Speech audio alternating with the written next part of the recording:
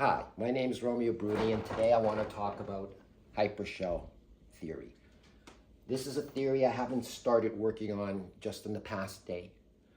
Not week, not month, not decades. I've started on this in my early 20s. It's been almost 50 years. I've been thinking about what shape the universe could have. What started me down this road was Einstein.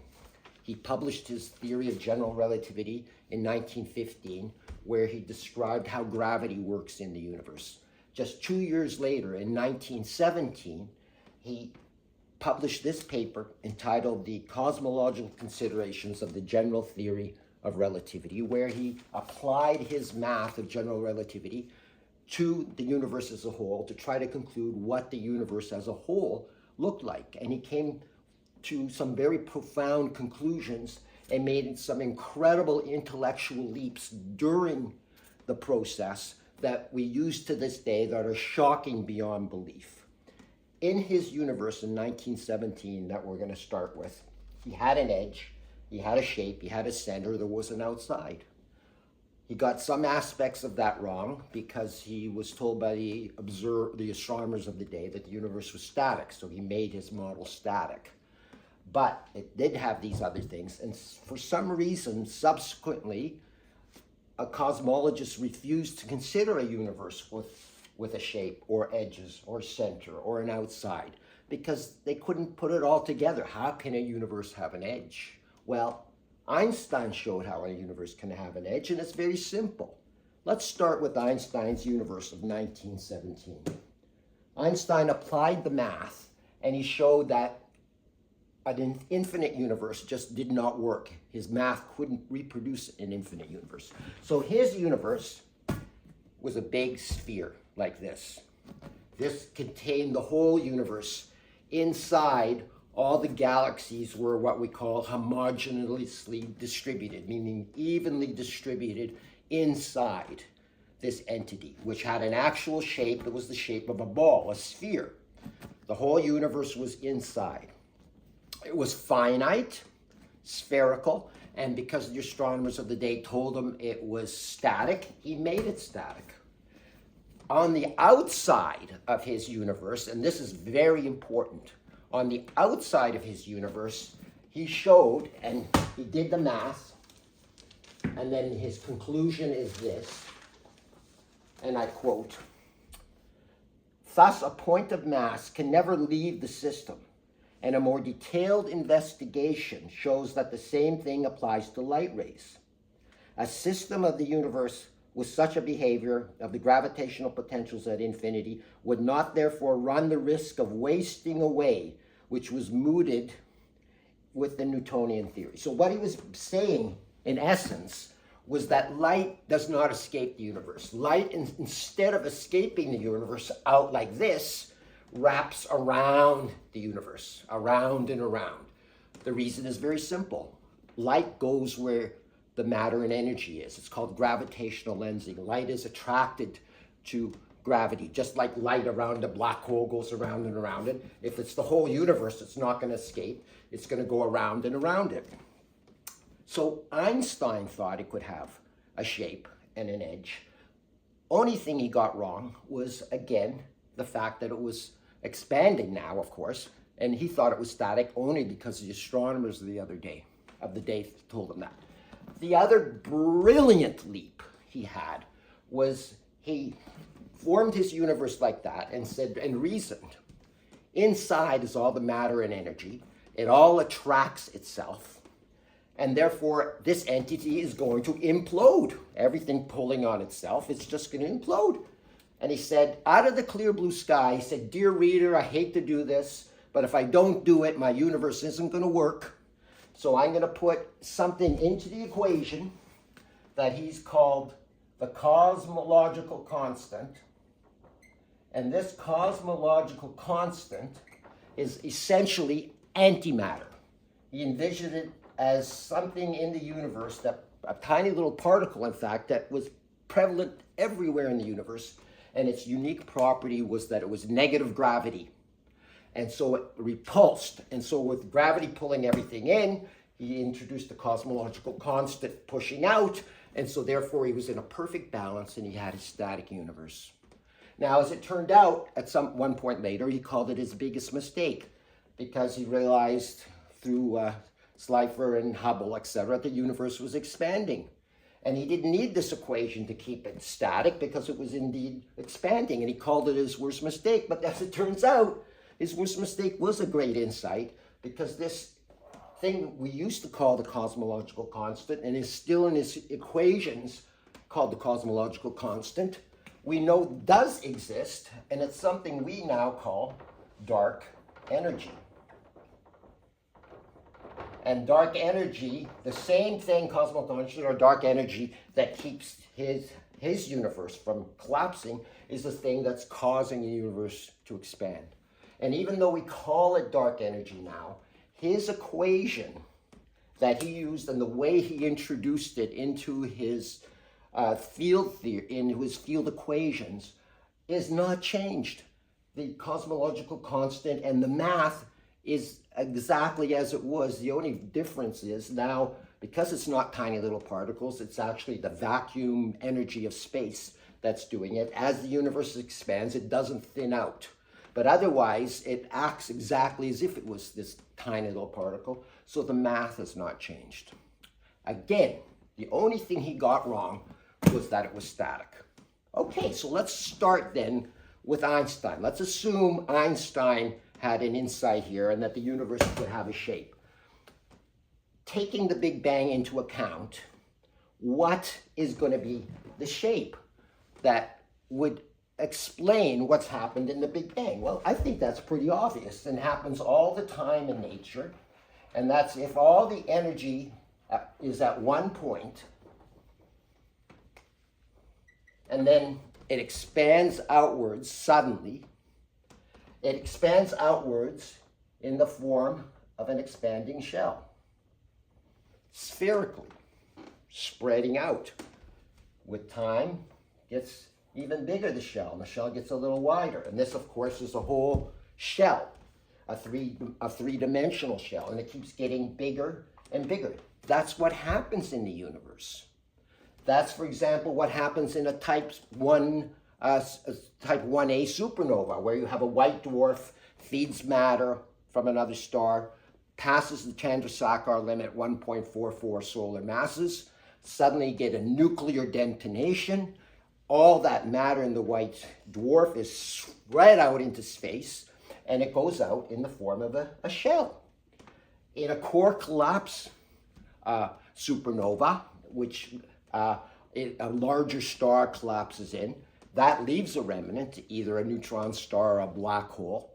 But the energy that is expanded shoots out into space in the form of an expanding shell. So this is a natural phenomena in the universe. And you can bring that to Einstein's universe and assume that when the Big Bang exploded all energy out, it's going to go out in the form of an expanding shell.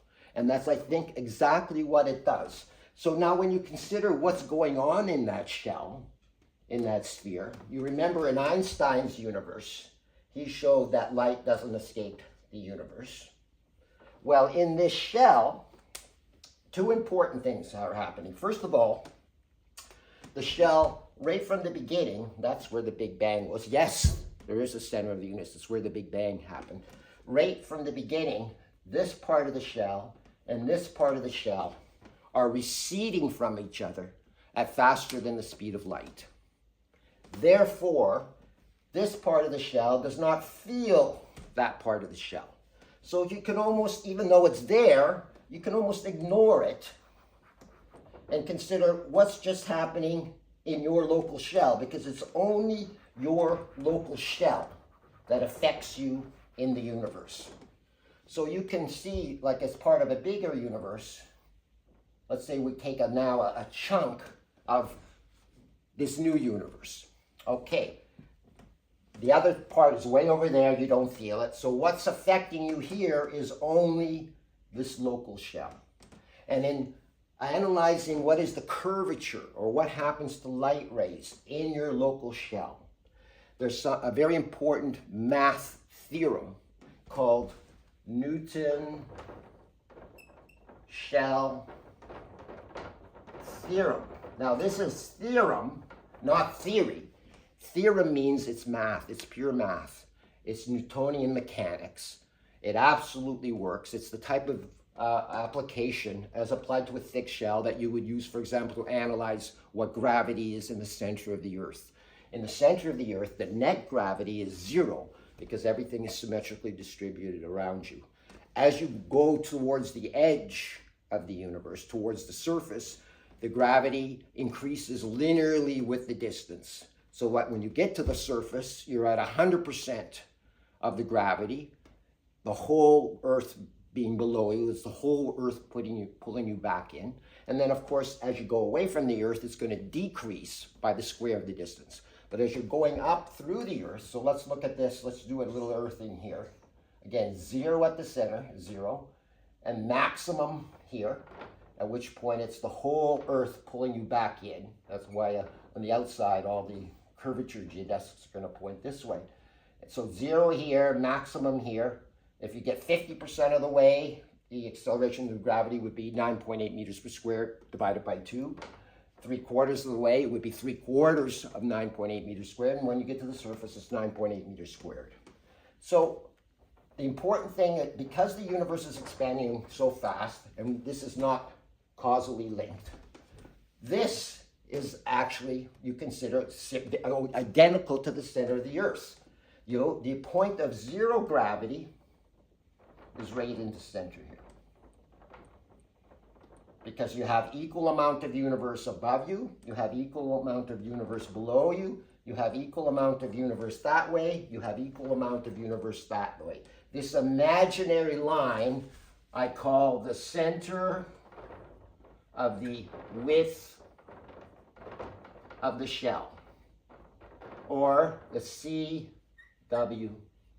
the center of the width of the shell. Let's look at that here. A tennis ball is a great, I never knew what was inside a tennis ball, but now I do because I cut one into it. And I was so surprised and happy to see it has a center of the width of the shell. Let's take a close look at it. So this is what I think the universe is. Of course, this thing is expanding with time, continuously expanding, but at one moment in time, we can stop it and see what it looks like. And you see that it's a thick shell.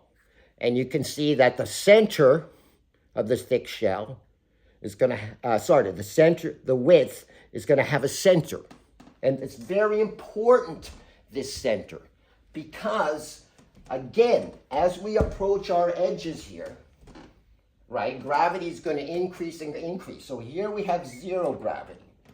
Any point here on the surface, we have the maximum weight or gravitational pull of the universe pulling you that way. On this side, we have the same thing, pulling you this way in. So everything is being pulled in towards the CSW here on both sides. This is different from Einstein's universe, where everything was here. And so only the outside surface, light would bend this way and this way. Here, because the universe is here with the center being 0 here, everything pulls in on both sides. So it's like Einstein's universe, but with 2 edges, where on both edges, light is streaming. So light is going to stream, when it's coming out, it's going to start to stream on this side, on the outer surface. And on the inner surface, when it tries to escape this way, it's going to stream. Let me demonstrate that a little bit here. So again, we have the shell universe expanding out. And in the center of the width of the shell is 0 gravity. So let's show it like this. On the outside of the universe is everything is, the geodesics, the curvature, I should say, is all pushing in. And on the inside of the universe, it's going this way. So everything, all light in the universe is being focused to this line called the center of the width, what I've called the center of the width of the shell. Here it is again in a demonstration. The whole universe, just a cross section. There's your center of the width. On the inside, gravity points this way. On the outside, gravity points this way. So let's look at then what's going to happen then with this model of the shell, and what happens to null geodesics? Null geodesics is the fancy physics term for light, because it's just light through a vacuum. They term a null geodesic. So if we consider a big thick shell here, right, and in the center of the shell we call this imaginary line your CSW. So here at the center of the shell, again, we're going to have zero gravity at the center. And as we proceed out, the gravity increases proportionally to the distance, so that at the edge of the universe, you're going to have the total weight of the universe, or gravitation pulling you in. And on this side, you're going to have it coming this way. So we have this phenomena happening like this. And this creates extreme curvatures, very extreme.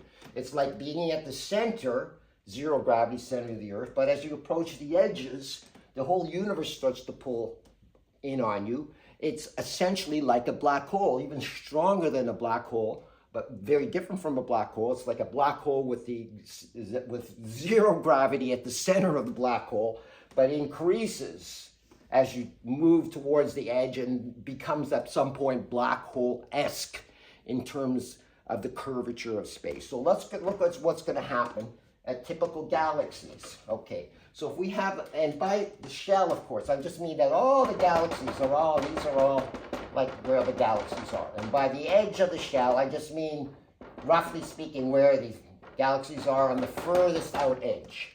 So let's consider this galaxy right out here on the furthest point. What are they seeing there? You think they should be seeing into the void, but they're not seeing into the void. Because of this bending of light, like this, the geodesics from this galaxy are actually looking like that. And they go that way, and they stream across the surface. Eventually, they reach the side of the shell and start to stream.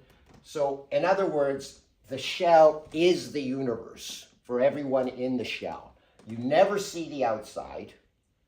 And someone on this side, let's say on the inside of the shell, let's use a different color for on the inside of the shell. Let's go to a nice green here. Okay, so there's the galaxy. Remember, this indicates the force of gravity. Everything is pulling this way. So when you think you're looking out, you actually just start to curve back into the shell, and back into the shell, and back into the shell. So it doesn't matter where you are in the shell, all light is retained within the shell. So therefore, even though from a macroscopic viewpoint, something like this is not homogeneous and isotropic. Homogeneous means that it looks the same everywhere in the universe, and from all points look the same when they look out. And isotropic means that at any one point when you look out in all directions, it kind of looks the same in all directions. Well, obviously this is not homogeneous and isotropic entity, but because of the way light focuses, and everyone in the shell is seeing only the shell and not the outside. A galaxy here is equal to a galaxy there, is equal to a galaxy there. They're all going to look the same. They're all going to have their own ordinary observable universe. Here's a close-up then of that again, showing how the geodesics from this galaxy start to wind along there, and long distance, everything is zoning in on the shell. Okay, now, very interesting thing. For cosmologists for a long time have thought that our universe seems to model a 4D hypersphere. And I'm going to explain that now, and you're going to learn what a 4D hypersphere is. And you'll see why our universe models a 4D hypersphere. And you're going to see why this model of the universe mimics a 4D hypersphere. This model of the universe is a three-dimensional object, but because of the way light is focused or lens, mimics a 4D hypersphere. So let's look, what is a 4D hypersphere? The best way to understand that is in terms of cosmology, the way to consider what's called a one sphere, a two sphere, a three sphere, etc., is look at it this way. If you have a point, and then you consider, if you consider like this, if you consider your universe to be a point, that's a one-dimensional thing, then your horizon is going to be a point or an infinitesimally small little circle, if you will. If your universe is a circle, then your horizon, any point on that circle, you're going to either see that way or that way. In other words, if your universe is a circle, your horizon is a line. A circle is also known as a two-sphere. This, I guess, would be a one-sphere or a one-dimensional sphere. A circle is a two-sphere or a two-dimensional sphere. If you have a sphere now, instead, and that's called a 3S, so now we have a three-dimensional object, your horizon is a circle. So that means, for example, if you're on the surface of the Earth here, and you look, you can see in all directions along the surface of the Earth, and what you define as a horizon, that's a circle. So on the surface of a three-sphere, every point has its own horizon. So if this was like the Earth, and I was here, I could see a certain amount in every direction equally, and that defines the circle. Okay, so that's a three-sphere, has a horizon of a circle.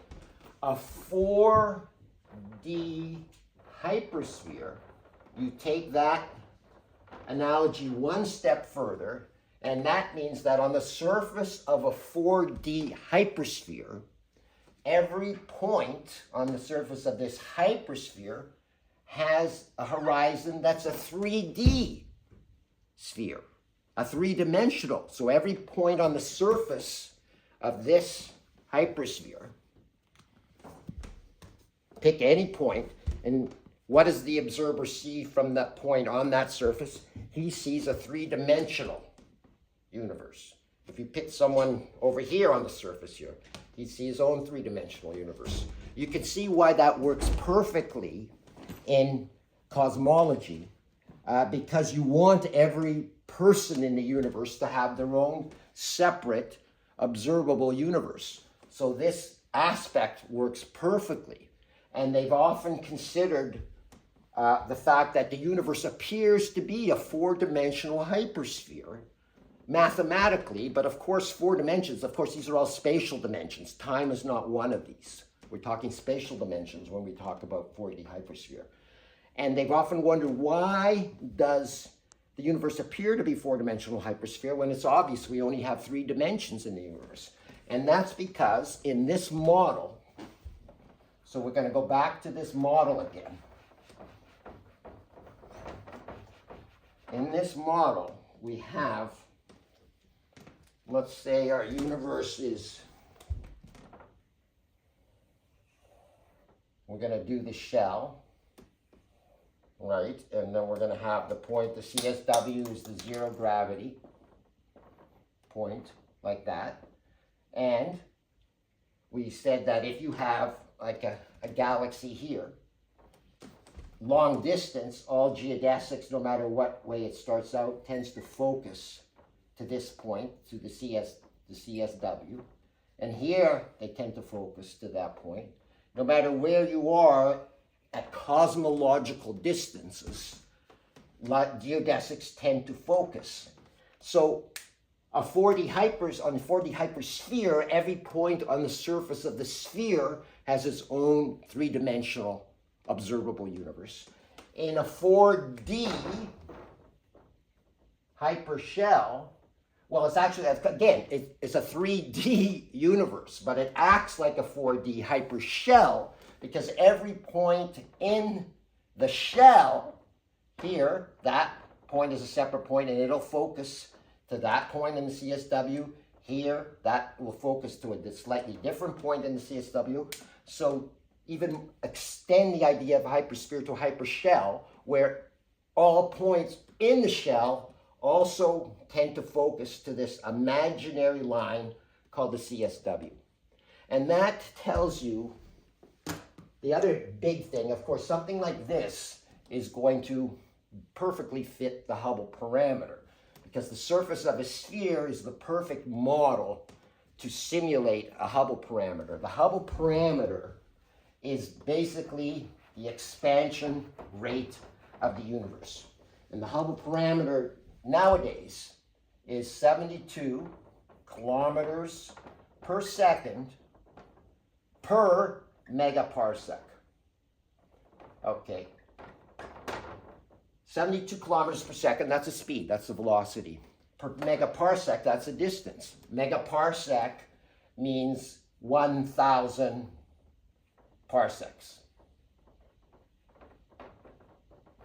And a parsec, one parsec is approximately 3.4 light years, which is a unit of distance. 1 light year is approximately 10 to the 9th kilometers. That's 10 trillion kilometers. So 1 parsec is approximately 34 trillion kilometers. So this is a huge number. We're talking 34,000 parsecs, which is a huge number. What this tells you, the literal meaning of it, is that the universe is expanding, and the recessional velocity of any galaxy we observe in the universe is directly proportional to how far away it is from us. If you have galaxy A and it's receding at speed B, and you have galaxy, another galaxy that's 10 times further away than A, its recessional velocity will appear to be 10 times further away than us, to us. The classic thing that they always use to show that, of course, is an expanding balloon.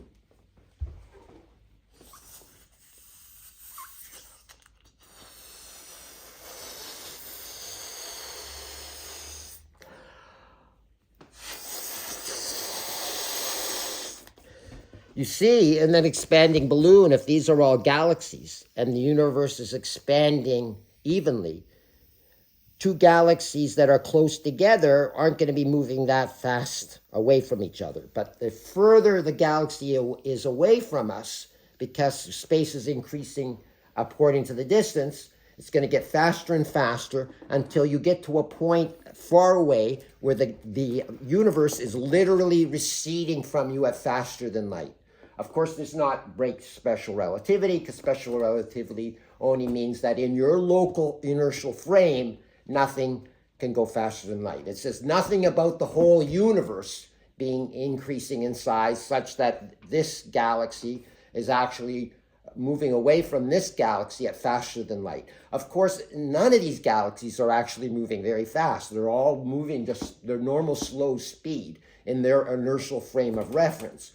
But because space itself is increasing between there and there, therefore the distance is increasing, but not because anyone's moving through space, but because space itself is increasing. So to summarize, I think we've covered a lot today. To summarize, this is Einstein's universe, just modified to fit the Big Bang paradigm. Einstein thought that the universe could have an edge, and I believe it does. I believe it has two edges, your inside edge and your outside edge. This universe does have a center. The center is where the Big Bang happened, and you have expansion from there outwards. Again, because of the way light layers on both the inside and the outside, the center of the universe is never seen. Similarly, the universe is expanding into a vacuum, a total vacuum, nothingness, maybe infinite in size. The universe is finite, but what it's expanding into might be infinite emptiness, unless there's other universes out there in the multiverse. But it has an outside, but it can never be perceived by anybody on the outside, because if they're near the edge, once you start getting near the edge, the light is just curving back into the shell. The light curving back into the shell, so that the shell, and only the shell is the universe for everyone, is what creates the cosmological principle, a homogenous and isotropic universe.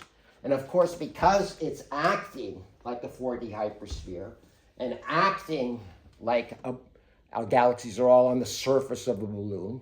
It perfectly recreates the Hubble parameter. This theory, I think, is far more intuitive than the present model, which tells you that there's no shape. What? An entity with no shape? What does that mean? Doesn't have an edge? Okay, I never really understood that either. Doesn't have a center outside. None of that really ever made any intuitive sense to me, and that's not the way Einstein thought about it. I think the universe can have an actual three-dimensional shape, that of a thick shell that's rapidly expanding. And by the way light is lensed, that three-dimensional object will appear to be a 4D hypersphere, because all observers or galaxies in that thick shell all eventually focus at great cosmological distances to the center of the width of the shell. It is not only a 4D hypersphere, it's actually a 4D hypershell with all contents focusing to what appears to be a 4D hypersphere. I think this is right. I hope it's right. It certainly makes sense to me. And I know I've often wondered what is going on with the universe. I hope Einstein got it right, and I hope in presenting this, I'm finishing Einstein's work. I've always loved the guy. I'm Romeo Bruni. Thank you very much.